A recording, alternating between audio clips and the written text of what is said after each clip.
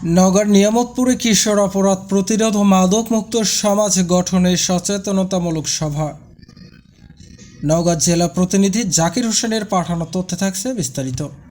নওগাঁর নিয়ামতপুরে কিশোর অপরাধ প্রতিরোধ ও মাদকমুক্ত সমাজ গঠনে সচেতনতামূলক সভা অনুষ্ঠিত হয়েছে। মঙ্গলবার সকালে উপজেলা পরিষদ সভাকক্ষে উপজেলা প্রশাসকের আয়োজনে এই সভা অনুষ্ঠিত হয়।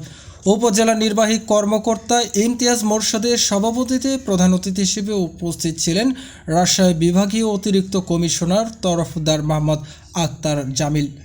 এ সময় আরও বক্তব্য রাখেন সহকারী কমিশনার ভূমি রেজাউল করিম, থানা ভারপ্রাপ্ত তদন্ত বাবলু, উপজেলা সমাজসেবা কর্মকর্তা সাদিকুর রহমান, যুব উন্নয়ন কর্মকর্তা SM কামরুজ্জামান প্রমুখ। জনসচেতনতামূলক সভায় বক্তারা সামাজিক অবক্ষয় রোধে কিশোরদের প্রতি যত্নবান হওয়ার পরামর্শ দেন এবং মাদক দূরীকরণে অভিভাবক ও গণসচেতনতার উপর আলোকপাত করেন।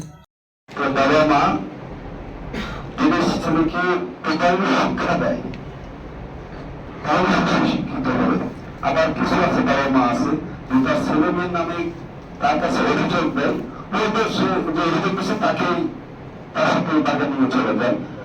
জিনিসটা একটু ইদানিং কালে যেটা হয়েছে, বিচার একটা বিষয় করে রাখিছেন যে ইদানিং কালে যে আমি তো এখানে অসুবিধা আসতেছে বেশ একটা মোবাইল বের করলাম মোটরসাইকেল করে দেখাবেন বা আমি তো যখন কোথাও যাই অল্প বয়সের ছেলে মেয়েরা মানে